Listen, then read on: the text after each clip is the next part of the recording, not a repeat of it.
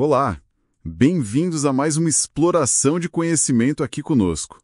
Olá! Hoje, o nosso foco é um documento assim fundamental para entender a justiça lá no Rio de Janeiro, o novo regimento interno do Tribunal de Justiça. Exato. E a gente vai mergulhar especificamente na parte 1, que detalha a composição, a organização e a competência do tribunal. A base de tudo, né? Exatamente. A nossa fonte é o texto compilado, tá atualizadinho, de dezembro de 2024. E olha só que interessante. O quê? É a primeira grande revisão em tipo 48 anos. Quase meio século. Nossa, bastante tempo. Sim. Como disse o próprio presidente do TJ, o desembargador Ricardo Rodrigues Cardoso, na apresentação, é um marco histórico mesmo e busca refletir o compromisso da Corte com a justiça, a transparência e, claro, a eficiência. Com certeza. E entender essa parte 1 é como ter o mapa da estrutura do judiciário estadual. O artigo 1º já dá o tom, né? Sim. Diz que o regimento organiza o funcionamento do tribunal, os serviços, a competência de cada órgão e como os processos e recursos são julgados. É a espinha dorsal mesmo. Perfeito. Então, nossa missão hoje é desvendar como o tribunal se organiza, quem faz parte dele, quais são as responsabilidades dos componentes principais, olhando justamente os títulos, capítulos e seções dessa primeira parte. Um verdadeiro raio-x da estrutura. Isso aí. Vamos desempacotar isso então. Para começar, o básico do básico. O TJRJ é o órgão máximo do judiciário no Estado. A sede fica na capital, Rio de Janeiro, mas a jurisdição, o poder dele, abrange todo o território fluminense. Isso está lá no artigo 2º. Certo. E uma curiosidade de tratamento que está no artigo 3º. O jeito oficial de se referir ao tribunal é egrégio tribunal. Ah, bom saber. Protocolar, né? É. E agora um número que, olha, impressiona e dá a dimensão da coisa. São 210 desembargadores compondo o tribunal. Artigo 4º. 210. Uau!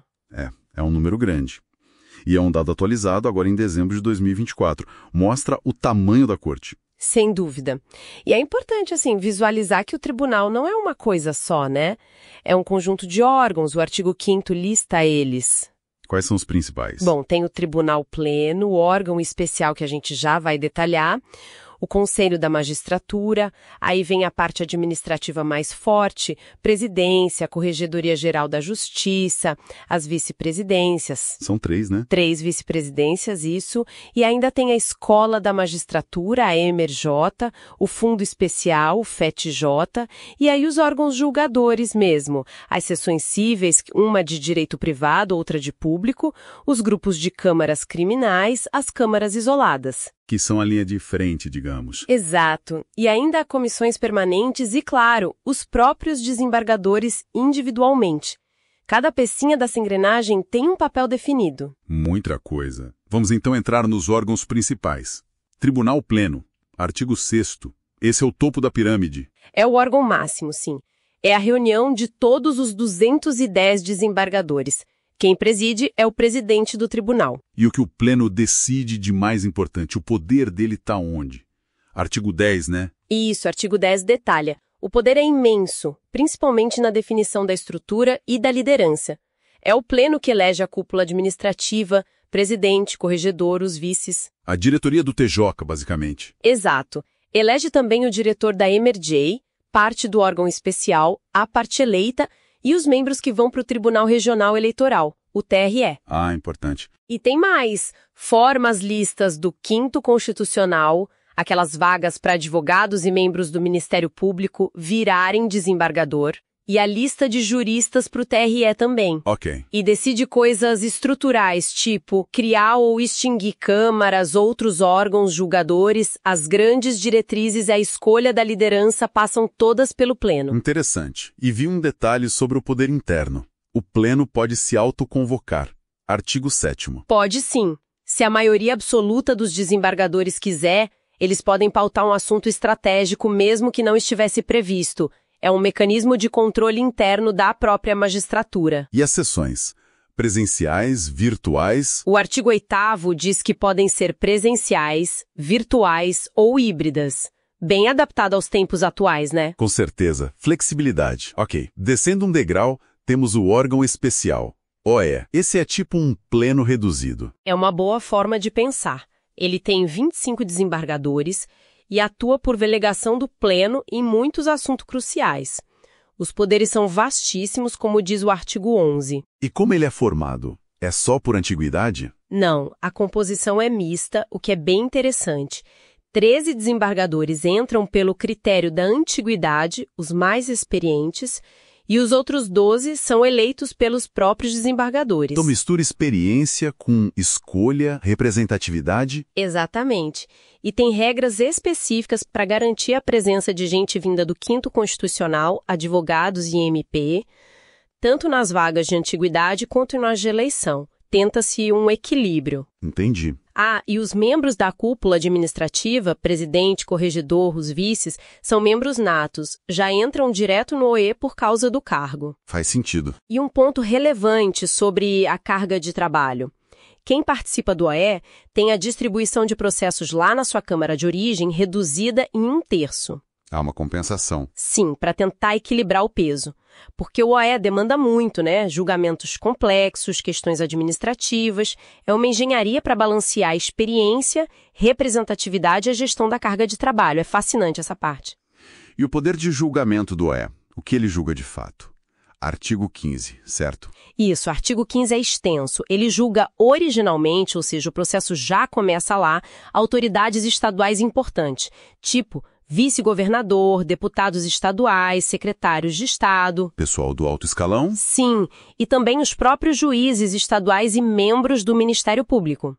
Isso para crimes comuns e de responsabilidade. Mas, atenção, tem uma condição importante aí ligada ao foro por prerrogativa de função. Os parágrafos 1º e 2º do artigo 15 deixam claro, seguindo a linha do STF, que esse foro especial só vale para crimes cometidos durante o exercício do cargo e que sejam relacionados às funções. Ah, não é para qualquer crime cometido por quem ocupa o cargo. Exatamente. Se o crime não tem relação com a função, ou se a pessoa já deixou o cargo, a competência, em regra, volta para a primeira instância. Tem algumas nuances sobre quando o processo já começou, mas a regra geral é essa restrição. Entendi. E além desses julgamentos criminais? Ah, muito mais. Decide mandados de segurança e habeas data contra atos das maiores autoridades do Estado e do próprio tribunal. Resolve conflitos de competência entre desembargadores, sessões, câmaras. É ele quem diz quem deve julgar o quê em caso de dúvida. Ok. Declara a inconstitucionalidade de leis ou atos normativos estaduais ou municipais, em controle concentrado. Aprova as súmulas do tribunal. Aqueles resumos da jurisprudência, né? Isso, que orientam todo mundo e pode alterar o próprio regimento interno. Delibera sobre propostas de normas para o judiciário, decide promoções de juízes por merecimento. Uau, quanta coisa. E não acabou. Aprova o orçamento do judiciário, define a estrutura administrativa, autoriza concurso para juiz e, um ponto muito sensível, instaura processos disciplinares contra magistrados. Então, se a gente conectar tudo isso, o OS é mesmo o grande centro decisório do tribunal, né? Tanto para o judicial quanto para o administrativo mais pesado. Exatamente. É o coração pulsante das decisões mais complexas. Saindo do OS, vamos para o Conselho da Magistratura. Artigos 16 a 20. Esse tem um perfil diferente, parece mais focado na administração. Tem, sim. O foco maior do Conselho da Magistratura é na administração e na fiscalização, principalmente da primeira instância, os juízes, as varas. A base da pirâmide. Isso. A composição já mostra isso. Tem o presidente, o corregedor, os 3 vices e mais 5 desembargadores que são indicados pela presidência e aprovados lá pelo pleno. Uma composição mais voltada para a gestão mesmo. E as atribuições? O que ele faz na prática? Artigo 20. Olha, ele organiza a lista de antiguidade dos magistrados, opina sobre promoções e remoções de juízes, principalmente por antiguidade, delibera sobre licenças, afastamentos, regulamenta concursos para servidores e também para os cartórios, os serviços notariais e de registro. Ah, importante essa parte dos cartórios. Sim, fiscaliza a execução do orçamento, supervisiona os juízes em estágio probatórios vitaliciandos e escolhe os juízes das turmas recursais, aquelas dos juizados especiais. Então ele é chave para a gestão de pessoal e da estrutura da primeira instância. Totalmente. Levanta uma questão importante sobre como o tribunal gerencia a si mesmo, né? O conselho é peça central nisso. Agora a presidência. Artigos 21 a 29. Já falamos que o presidente preside o pleno, o OE, o conselho. Ele é a chefia mesmo, né? É a chefia do Poder Judiciário Estadual. O presidente administra o tribunal e o representa perante os outros poderes, perante a sociedade. O mandato é de 2 anos, como diz o artigo 22. E as competências? O artigo 28 parece listar um monte delas. São muitas e predominantemente administrativas. Mas, nossa, são extremamente amplas. Vai desde dar posse aos juízes e desembargadores, designar juízes para várias funções, conceder férias e licenças. A gestão do dia a dia. Sim, e a gestão macro também. Superintender todas as atividades administrativas, gerir o pessoal, nomear, exonerar, aposentar servidores, administrar os prédios, consolidar a proposta orçamentária que vai para o governo, expedir atos normativos internos, decidir aqueles pedidos de suspensão de liminar contra o poder público.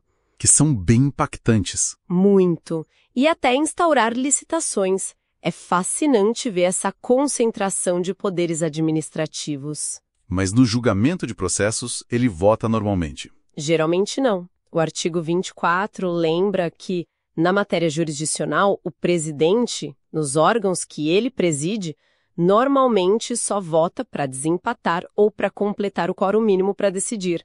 A força dele está na gestão. Falando em gestão e controle, tem a Corregedoria Geral da Justiça, a CGJ, artigos 30 e 31. Como ela se encaixa? A CGJ, liderada pelo Corregedor-Geral, funciona como um órgão de controle e fiscalização, mas com foco na primeira instância e nos serviços extrajudiciais, os cartórios. Ah, então enquanto a presidência olha o todo, a Corregedoria olha mais para a base e para os cartórios. Exatamente. Foca em planejamento, supervisão, orientação e disciplina desses setores. As funções, no artigo 31, incluem fazer correições, que são inspeções, né? Apurar infrações de juízes de primeira instância. Pode punir juiz. Pode propor o afastamento cautelar ao órgão especial e instaurar o processo disciplinar. Aplicar penalidades a servidores da primeira instância e a notários e registradores também. Só a perda da delegação do cartório que é competência do presidente. Entendi a decisão. A CGJ também supervisiona a distribuição de processos na primeira instância e expede normas para uniformizar os serviços. É o olho do tribunal na base, como você disse antes. E as vice-presidências são 3. Artigos 32 a 35. Qual a lógica dessa divisão? É uma divisão funcional bem interessante. Elas atuam como braços importantes da administração e da gestão processual, resumidamente. Ok. A primeira vice, artigo 33, substitui o presidente e cuida da distribuição dos processos cíveis na segunda instância. Preside a seção de direito privado também. Certo, focado no cível. A segunda vice, artigo 34, tem foco na área criminal. E também socioeducativo e violência de gênero. E aqui está um ponto-chave. Ela faz a admissibilidade dos recursos especiais e extraordinários, o RE e o RESP, em matéria criminal. Aqueles que vão para o STJ e STF. Ah, o filtro para Brasília na área criminal. Isso. Também coordena o GMF, que monitora o sistema carcerário e distribui os processos criminais que chegam no TJ. E a terceira, sobra o quê? A terceira vice-arte, artigo 35, preside a seção de direito público e faz a admissibilidade dos RES e RESP em matéria civil. O filtro civil para Brasília. Ah. Além disso, substitui o corregedor e o segundo vice quando eles faltam. Percebe como essa divisão tenta especializar a gestão desses recursos que sobem para Brasília?